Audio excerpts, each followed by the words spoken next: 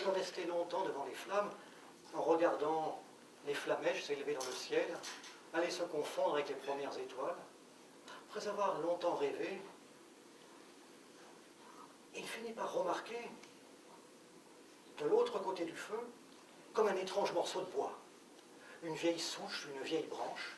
Il se lève pour la prendre et pense-t-il la jeter dans le feu. Une fois qu'il l'a en main, il voit que c'est un beau bois, encore vert, pas sec, avec une belle forme. Alors, eh bien, il décide d'en faire quelque chose. Alors il va dans son havre-sac, prend quelques outils qu'il a toujours avec lui, et, peut-être poussé par ses rêves, ses désirs, ses regrets, il sculpte dans le corps du bois le corps d'une femme, belle, aux formes généreuses. Puis, sa sculpture terminée, il la pose près du feu. Il la contemple quelques instants avant d'aller réveiller le deuxième compagnon, le couturier tailleur.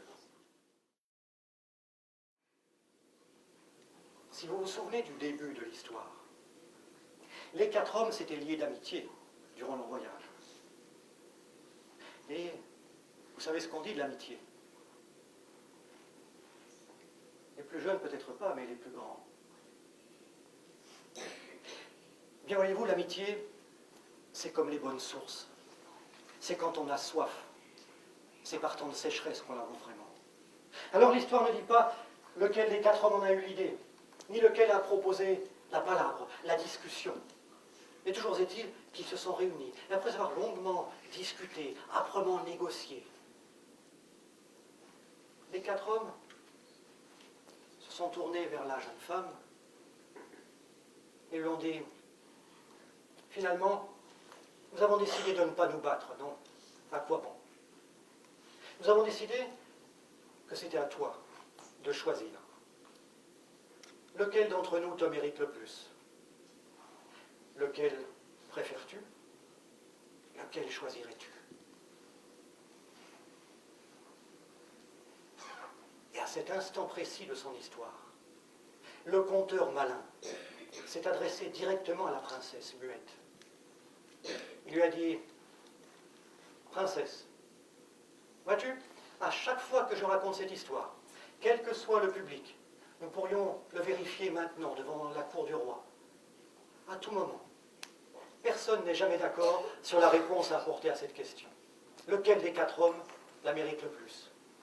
Je suis sûr que cette question ne peut te laisser indifférente. Dis-moi, toi, lequel la jeune femme aurait dû choisir?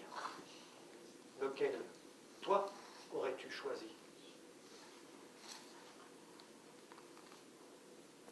Alors, petits et grands, a parlé ou n'a pas parlé la princesse muette? A parlé? Eh bien, oui. Contre toute attente, à la grande surprise du roi et de toute l'assistance, la princesse muette s'est tournée vers le conteur malin et lui a dit « Je vais te répondre, mais ne crois pas que tu aies gagné mon cœur pour autant. Sitôt ma réponse apportée, je retournerai à mon silence. » Vois-tu, la jeune femme aurait dû répondre aux 4 hommes ce que l'homme, séduisant, séducteur, répondit au sorcier des bois qui voulait l'une de ces 3 femmes. Écoute mon histoire.